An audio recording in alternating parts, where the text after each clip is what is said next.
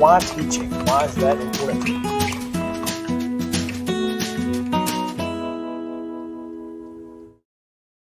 Welcome into Mornings on Main Street, Southern Middle Tennessee. I'm Chris Yow.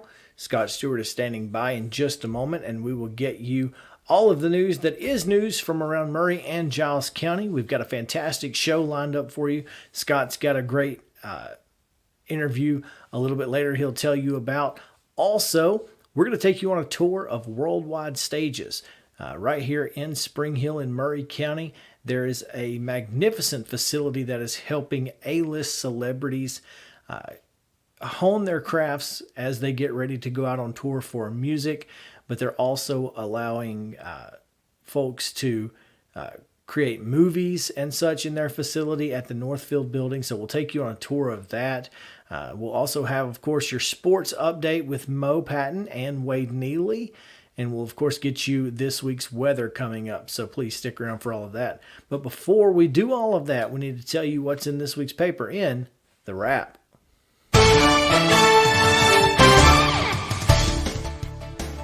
Main Street Maury's edition this week includes a little story about Mule Day and where the money goes. So if you're finding out, you're kind of worried about where the money goes that you're paying for entrance fees and and things of that nature, we've got a story that will tell you a little bit about where that money goes as the Maury County Bridle and Saddle Club finishes up their Mule Day expectations this year. Also in Spring Hill, they are seeking citizen help to comply with a new election law that has been put into place here in the state of Tennessee. So if you would like to be a part of the group who chooses the way that aldermen will be elected in Spring Hill in the future, you'll need to read that story there. And if you're curious about why that is happening, you can also find it in that story.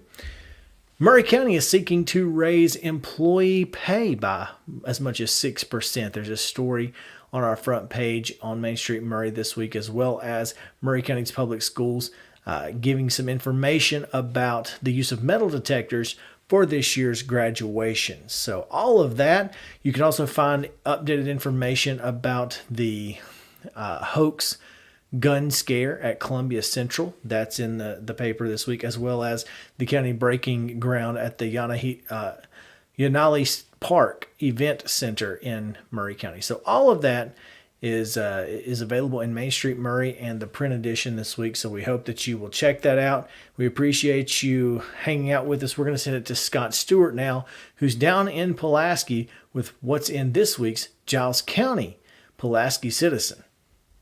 Thanks, Chris. Before we get started on the Pulaski Citizen Wrap this week, I just want to remind you that in this week's video, I've got an interview with County Executive Graham Stowe for our Mayor's Corner. In the Pulaski Citizen Wrap, on the front page this week, Sandy Young is our Citizen Spotlight this week, and nobody deserves it more than Sandy Young.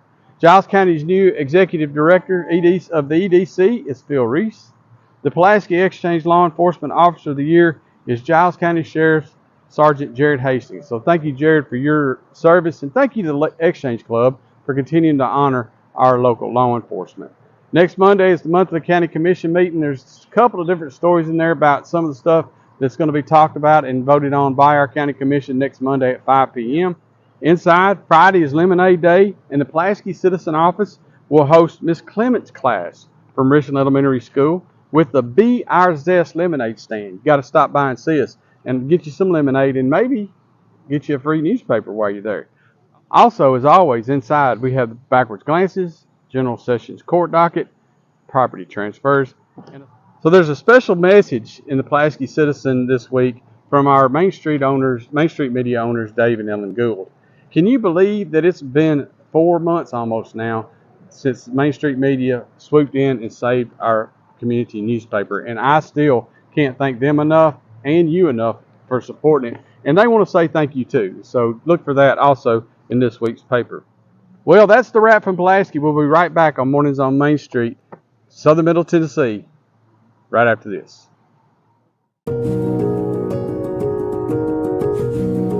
Having a good, confident smile and being able to portray that positivity to others is really helpful. A professional family atmosphere is what we get every time we come here. Our hygienists do a better job at kind of assessing mouths and coming up with plans than most dentists do. They're very kind and they're very aware of other people. I think if there's things that I would want you to leave here with, I want you to feel like you were heard, that we listened to you, and I want you to feel like that your concerns were addressed.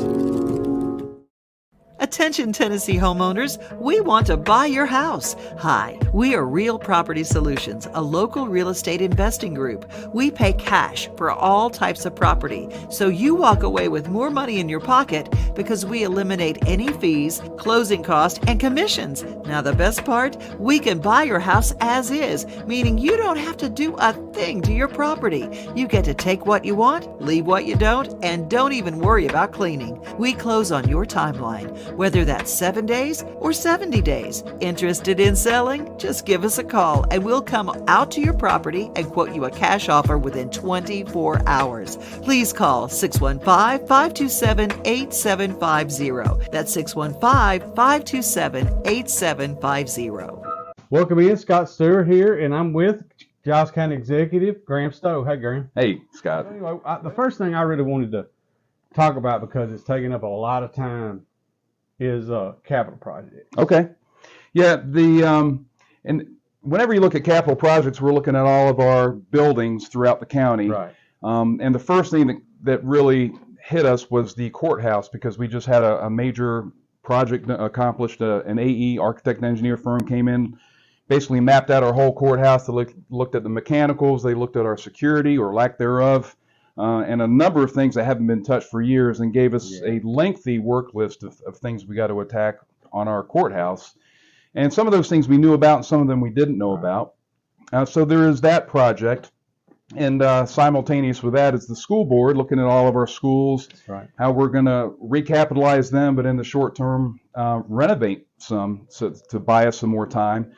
So that's a $20 million project that they're looking at. Right. And then what I've been thinking about doing, and we'll probably try to move forward on in the next year, is do something called a capital asset plan for the whole county. Right. Look at our highway department, our sheriff's building, every building in the county, and basically look at all their mechanicals, look at all their electrical systems, look at their roofs, and that way we can prioritize all the needs and figure out a way to accomplish attacking all the projects that we have facing us. Ambulance service is another building that we're working on. It's Right. been something that's been talked about for 10, 15 years now. Right. Maybe a little closer than we ever have been on that. We're working diligently on that, and there's 21 people, the commission, that wants to make it happen, and I want to be a partner with them in this, but there's obviously 22 different opinions as to how we do that. And, Roy Griggs, the former ambulance service director, really has worked hard on helping shepherd this through the process. But at this point, I would say that I think we've made a pretty clear decision that we don't want to buy any more commercial real estate. We want to look at the county properties that we have. We've got two right now. One is maybe carve out a piece at the Ag Park. Another thought is to use the fire and rescue location. Maybe that could be even co-located with the fire and rescue building. Right. And then there are some other properties that are county owned that I'm still going to pursue and look at. So right now we're at the point where the commission has agreed that we hire an architect engineer, do a preliminary site assessment of what we've got available to us, and figure out what the best site would be. Right. We were talking about the ambulance service, and that kind of got me to thinking about emergency services in general. We've done some stuff with our emergency services in general that is going to make it, we hope to make it more efficient and also provide better service. Talk a little bit about what we've done there. Yeah, sure.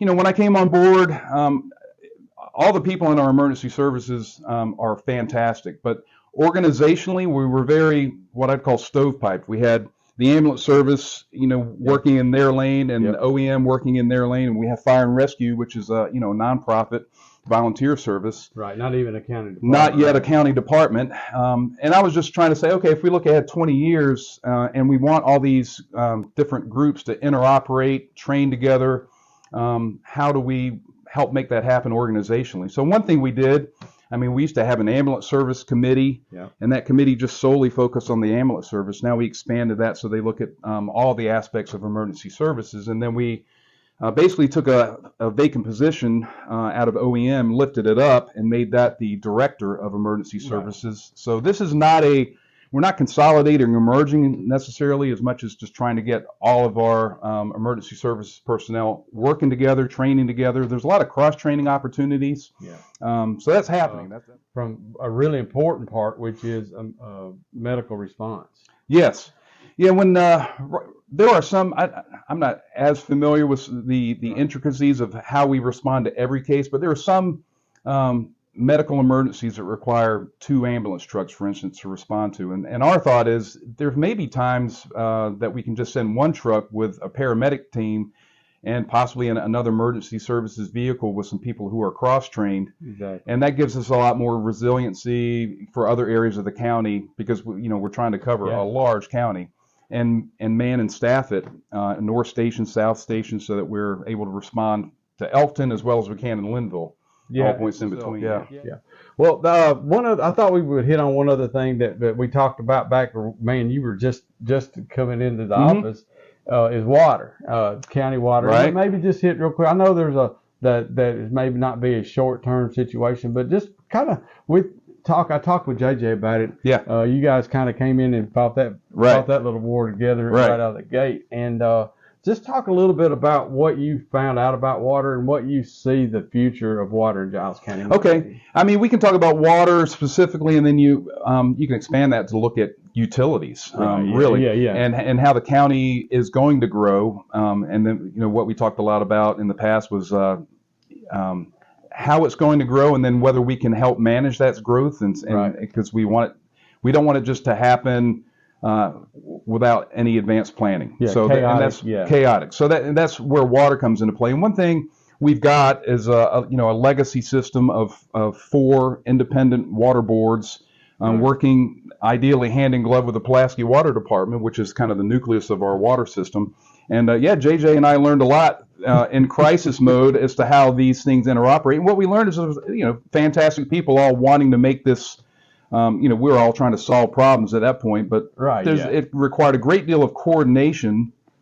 And the thought is, I don't know what we're going to look like 25 years from now, but I would assume we may have a Giles County Water Authority, something to help really coordinate all the efforts of our different water districts to manage the growth that we have coming at us, and to give our current residents more reliable services. I think consistency is a good word when it comes to water, and that's kind of what I think we need to be looking towards in what you're talking about. So, well, I appreciate your time. Well, we'll do this fairly regularly. Okay. Just keep everybody up to date, and thank you for your time. Oh, thanks, Scott. Appreciate it. All right.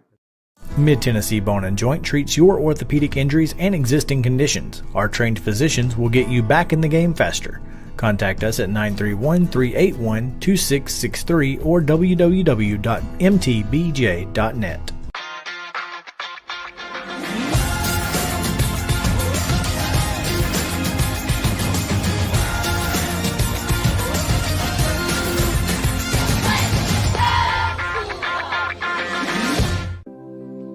Custom Stone Handler supplies over 600 distributors and suppliers with quality stone products. Along with River Stone, we produce and distribute over 100 building, landscape, and other bulk products. Our goal is to provide quality products, service, and partnerships to ensure our customers' success. We firmly believe that the measure of any person or company is how they treat other people and customers. Give them a call at 931-490-4990 or visit CustomStonehandlers.com. You can't see the sights without the sounds. From the crack of the bat to the roar of the crowd and everything in between, discover what Hit City has to offer. Spend your nights cheering on the Nashville Sounds at First Horizon Park with giveaways, fireworks shows, theme weekends, and more. Single game tickets are on sale now. Visit NashvilleSounds.com to claim your seat today. Welcome in this week in Murray County. I am here with President and CEO of Worldwide Stages, Kelly Frey. Kelly, thanks for taking some time with us. This is great. I appreciate you coming to look at our new facility here in Spring Hill, Tennessee. Yeah, new facility. That is it's an interesting way to put it, because it absolutely is a new facility, despite the fact that this building has obviously been here for a little over 30 years now.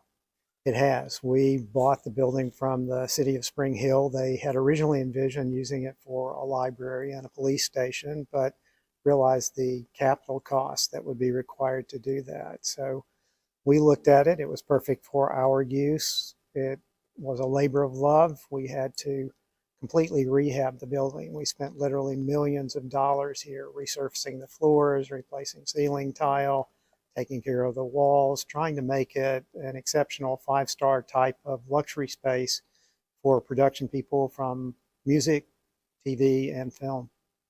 Now, this being a former site of the Saturn headquarters, it obviously was a massive building.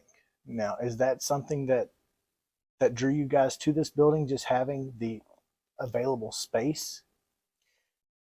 That's part of the appeal of this building. We've got 320,000 square feet on 38 acres, so it's a massive complex. And it also had some special things here that we would not have found typically in a commercial building. So, for example, we have a 70-seat theater that we've been able to retask. Our clientele is primarily in the production industry with entertainment. So, for example, when a feature film comes in to shoot their film here with us, they utilize our theater in conjunction with screening dailies so that they can make sure they've got all the shots. Now, to be in the Spring Hill area, obviously you've got a great location. You're right off of Saturn Parkway, which is just a few miles off the interstate. It's easy to get in, it's easy to get out, but you're still a member of this community. And why is that important for Worldwide Stages? I mean, you guys could just say, we're out here on the fringe and thank y'all, we appreciate it. But instead, you've chosen to be a really integral part of this community. We really do. We want to be a good corporate citizen. I've participated as a member of the board on multiple nonprofits in the entertainment industry here in town. I was president of the Nashville Film Festival, on the board of the Nashville Opera, on the board of the Historic Franklin Theater. I'm currently serving on the board of the Spring Hill Chamber of Commerce. But it's more than just service through the boards. For example, when we have a guest come in, they may bring 100 or 150 employees with them that are part of the production. And we have a 3-ring binder that's about 4 inches thick. And in that binder, we have a 1-page summary of all the local merchants. So if someone needs gas, or they need pharmaceuticals, or they need cosmetics, or they need flowers or timber, they have the ability to go through that book and look at who the local merchants are, because that's what we'd like to do. We'd like for them to spend their production budget here locally and increase the economics of the local community. So now that you're officially open, press release has been sent out. It's official. You guys are here, and you're already expanding from what you started with. What has been the reaction from some of these production companies and artists? What have they said when they walk in and when they leave? The first thing they say is wow, because they can't believe that they can get the production facilities at the level of luxury that we provide here. It's almost like a 5-star hotel that just happens to have production facilities.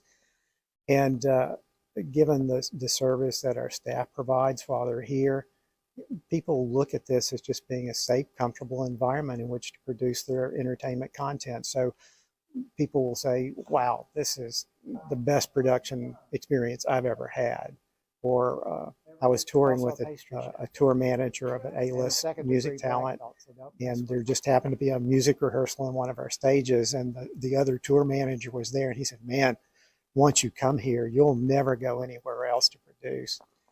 And but probably my favorite comment came from Bob Weir, who's the surviving member of the Grateful Dead, who's rehearsed here with us, and who got off his tour bus and walked into the lobby and said, wow, man, that's really cool. And that's the biggest compliment that's you can the give biggest you, right? compliment you can get. Yeah. Well, it is a phenomenal facility. If you get a chance to check it out, if you are looking for production space, because we know that you never know who's looking. But we encourage you to come down to Spring Hill, because this is one of the finest places that you'll ever see. So thank you guys for hanging out with us here this week in Murray County. Kelly, thank you again for your hospitality. It has been a pleasure, and we hope to see you again soon. Absolutely. Thanks so much. It's been This Week in Murray County. I'm Chris Yow from Spring Hill. We'll see you next week. This is Chris Yow with Main Street Sports Today. Every show, Mo Patton and I welcome friends from all across the sports landscape, from high school coaches and reporters to national, college, and pro sports personalities. You never know who might stop by for a chat. She's on Thinking Out Loud, presented by Regions, and Out of Pocket with Alyssa Lang. It is, in fact, Alyssa Lang. I'm a little nervous. I'm going to lower the bar for guests now. Oh, no. Apologies in advance. It sounds like SEC Commissioner Greg Sankey. You got that radio voice. I do. It's a good sound. Thanks for radio, too. As do we. And then here's the other thing. You guys, you're spot on with the name. Everybody wants to be on Main Street. Everybody wants to be on Main Street. So, and we reach every main street in Middle Tennessee, Coach. Yeah, that's it. So Perfect. when you are on Main Street and you are moving, you gotta love it. Like you're moving. I was impressed. I'm glad someone. Welcome back into Mornings on Main Street, Southern Middle Tennessee. Time now for our sports update. We're joined as always by Maurice Patton and Wade Neely. We turn now to Main Street Murray and Maurice Patton. What's in the paper this week, Mo? Well, this week's paper, we've got coverage of Columbia Central baseball advancing into the District 12-4A championship game. Fifth-seeded Columbia Central will play in the region tournament this weekend. We'll have coverage of that later on in the week on Main Street Murray as well. But yeah, congratulations to the Lions, kind of coming off the mat and making a run here in the postseason. Couple of scholarship signees in the area. Santa Fe's Daniel Reyes has signed a men's soccer scholarship. Now, understand, Santa Fe doesn't have men's soccer, but Reyes co-oping with Spring Hill for the past 4 years, has signed with Tennessee Southern down in Wade's neck of the woods.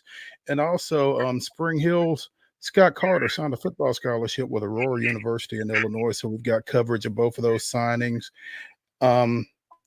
Coming up, in addition to some coaching moves that are covered in this week's paper, Paul Dubois stepped down at Mount Pleasant to take over the girls basketball program at Mount Pleasant Middle School. And Santa Fe softball coach Kim Hawkins stepped down after one season. We will also have coverage next week and online here soon at mainstreetmurray.com on former Columbia Central boys basketball coach Hal Murrell taking over the girls program at Summit. So he will replace John Wild as the Spartan women's coach, and we'll have coverage of that coming up on the website and in print next Wednesday in Main Street Murray. High school softball postseason continuing. We've got a bunch of schools still pursuing postseason paths, including Division 2A defending state champion Columbia Academy, also Columbia Central, Summit, Indy, all still in the postseason mix, along with Mount Pleasant down in 10-2A.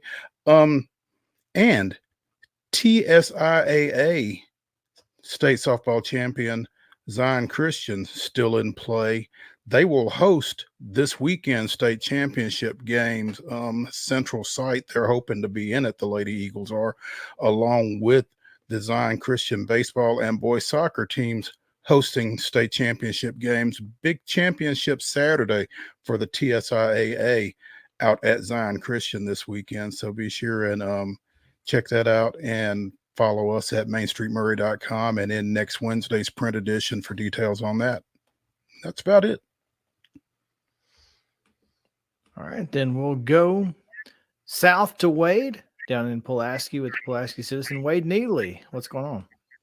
You know, kind of like Mo has given you guys the preface there, it's a busy, busy time for high school sports, middle school kind of wrapping up, and it's no different down here in Pulaski as 6 of our teams began their quest to hopefully end up in Murfreesboro last week. We're down to just 5 as our big story was last week. Giles County baseball eliminated, falling to Loretto after a win versus Lewis County on Tuesday. They fell to Loretto on Wednesday. And then Thursday, heartbreak city for the Bobcats as they drop a very, very tough game, 4-2 to Lewis County on a 3-run walk-off homer.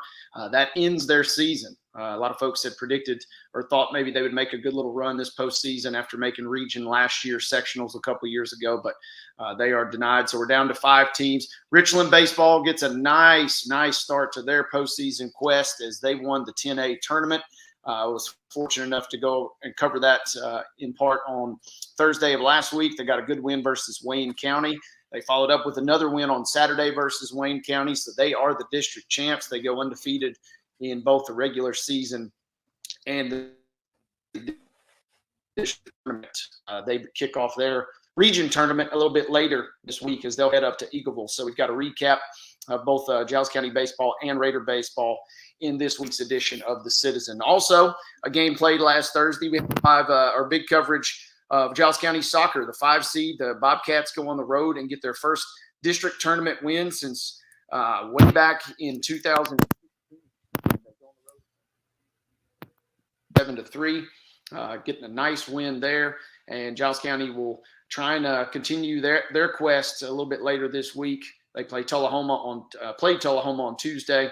No results from that just yet, obviously, but they will also potentially play later in the week if they're able to get by number 1 seed Tullahoma. Richland softball is still locked in the midst of their district schedule. Hopefully, night's win versus Collinwood. They are now punching their ticket to the region, but hopefully the Raiders can maybe pull off the feat that their baseball in the district tournament. They'll have to beat Wayne County twice on Tuesday night to do that. And Richland Soccer will close us out in terms of our PCL coverage a little later this week. They've got a big showdown versus Fayetteville City. After Fayetteville knocks off Culleoka, the Raiders will host the Fayetteville City Tigers Thursday night over in Linville. Busy week. A lot of stuff going on across the state of Tennessee, especially here in southern middle Tennessee.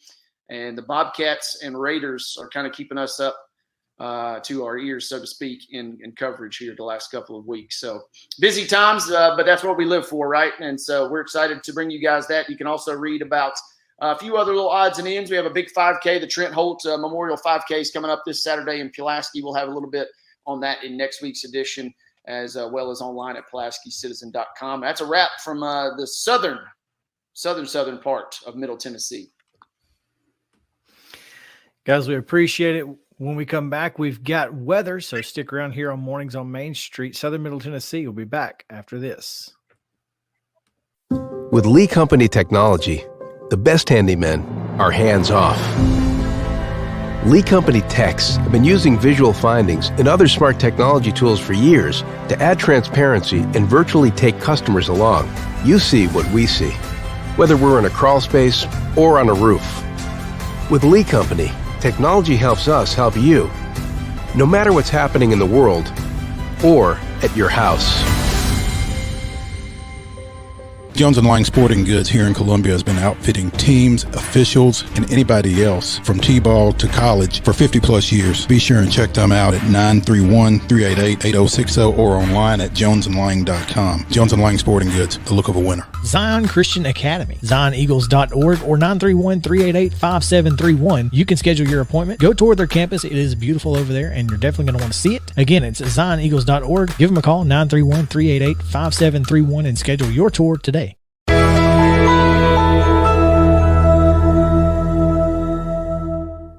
Good Wednesday morning to you. I'm Kelly Rawson here in the Tennessee Valley Weather Center with a check at your forecast for the rest of today and heading into the weekend. For this morning, we are going to start off dry. Clouds will, however, pick up, and we do expect some isolated rain chances heading throughout the rest of today. You can see that here on Futurecast, a few showers and storms popping up to the south and west. However, they are expected to move eventually into southern middle Tennessee, but a lot more spotty and isolated in nature. So chances aren't great. I think the higher chance is going to be to our southwest, but the chance does remain nonetheless. So have the rain gear handy for the rest of today. And heading into the overnight and into Thursday morning, we do start to clear out, but more more showers and storms are expected to fill in on the radar heading into tomorrow afternoon. So here is your 7-day forecast from the Tennessee Valley Weather Center. 40% chance of scattered showers and storms for this afternoon, with temperatures into the mid-80s here in southern middle Tennessee. Temperatures